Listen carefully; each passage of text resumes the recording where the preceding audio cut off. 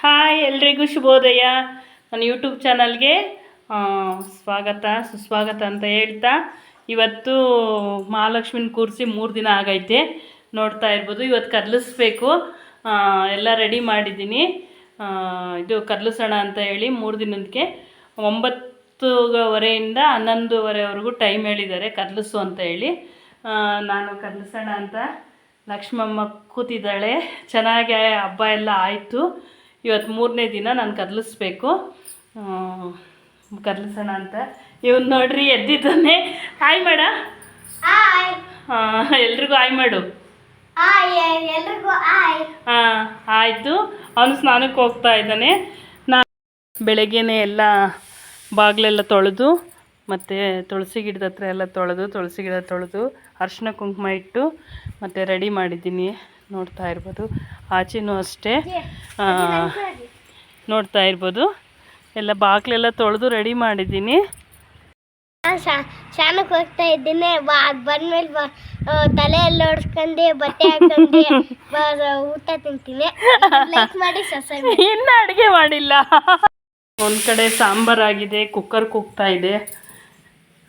ದೇವ್ರಿಗೆ ನೈವೇದ್ಯ ಮಾಡಬೇಕು, ಸ್ವೀಟ್ ಮಾಡೋಣ ಅಂತ ಹೇಳಿ ಇಟ್ಟಿದ್ದೀನಿ. ಸಾಂಬಾರಿಗೆ ಇಟ್ಟಿದ್ದೀನಿ, ಮತ್ತು ರೆಡಿ ಮಾಡ್ತಾಯಿದ್ದೀನಿ.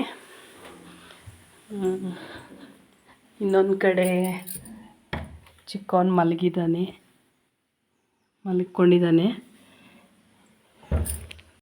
ಇನ್ನೊಂದು ವಿಷಯ ಶೇರ್ ಮಾಡ್ಕೋಬೇಕು ನಿಮ್ಮ ಜೊತೆ.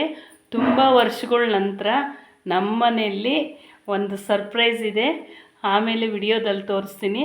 ಇವಾಗ ಇದು ಅಡುಗೆ ಮಾಡಿ ತಾಯಿಗೆ ನೈವೇದ್ಯ ಮಾಡಿ ನಾನು ದೇವ್ರನ್ನ ಕರ್ಲಿಸಿ ರೆಡಿ ಮಾಡ್ತೀನಿ. ಆಮೇಲೆ ಒಂದು ಸರ್ಪ್ರೈಸ್ ಐತೆ, ತೋರಿಸ್ತೀನಿ ಏನು ಅಂತ. ವಿಡಿಯೋ ನೋಡ್ತಾ ಇರ್ರಿ. ಲಕ್ಷ್ಮಿಗೆ ಇಷ್ಟವಾದ್ದು ಪಾಯಸ ಮಾಡಿದ್ದೀನಿ ನೈವೇದ್ಯಕ್ಕೆ. ಇವಾಗ ನಾನು ಅಡುಗೆ ಆಗಿದೆ, ದೇವ್ರಿಗೆ ನೈವೇದ್ಯ ಇಟ್ಟು ಪೂಜೆ ಮಾಡಿ ಲಕ್ಷ್ಮಿನ ಕರ್ಲಿಸೋಣ ಅಂದ್ಕೊಂಡಿದ್ದೀನಿ. ಇನ್ನೊಂದು ಸರ್ಪ್ರೈಸ್ ಐತೆ, ಆಮೇಲೆ ಹೇಳ್ತೀನಿ.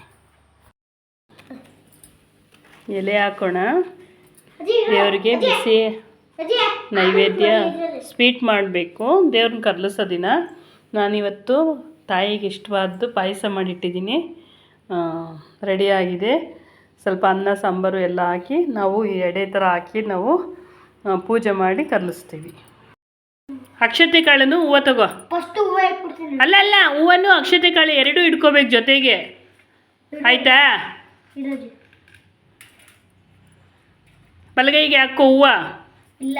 ಹಾಂ ಇರುವ ಹಂಗಲ್ಲ, ಸಂಕಲ್ಪ ಮಾಡ್ಕೋ ದೇವ್ರನ್ನ.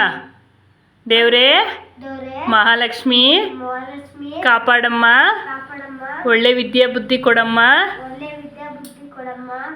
ಏನು ತೊಂದರೆ ಆಗ್ದಂಗೆ ನೋಡ್ಕೊಮ್ಮ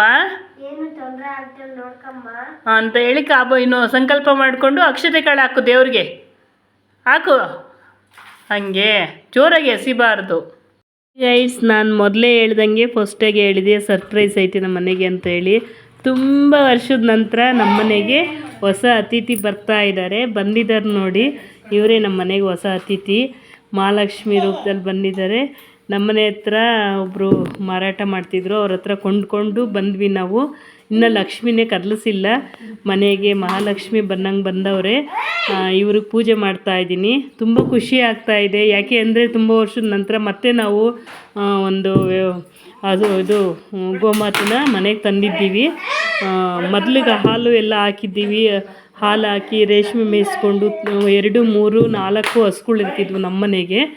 ಇವಾಗ ಇತ್ತೀಚೆಗೆ ಒಂದು 10 ವರ್ಷದಿಂದ ಈಚೆ ಕಟ್ಟಿರಲಿಲ್ಲ.